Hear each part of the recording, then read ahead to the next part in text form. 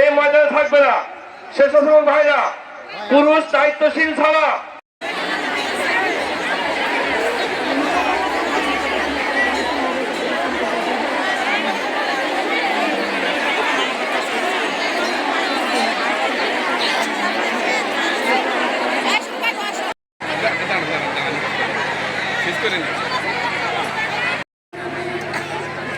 High school মাঠে অনুষ্ঠিত আজকের শাখার সম্মানিত আমির জনাব জননেতা মাওলানা জামাত মনোনীত ঝিনাইদহ 3 আসনের সংসদ সদস্য পদপ্রাপ্ত জেলা সহকারী সেক্রেটারি জেনারেল জনাব অধ্যক্ষ আব্দুল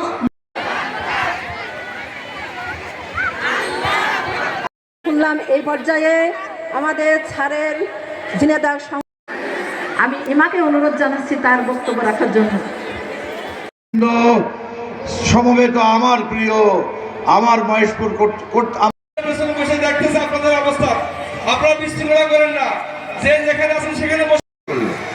কথাটা হচ্ছে এই, তার প্রথম কথা আছে, মা আপনার ছেলে যদি এখন মারা যায়, দুর্নীতি দুর্নীতি তারপর কি স্বেচ্ছাসেবকের দায়িত্বে যারা নিয়োজিত আছেন, আমি তো সেটা ভিন্ন চিত্র দেখতে পাচ্ছি।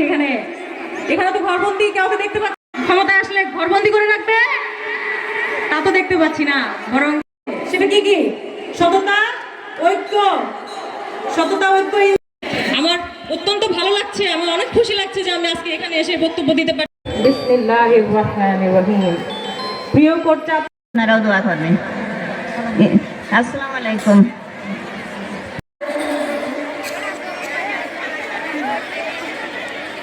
হ্যাঁ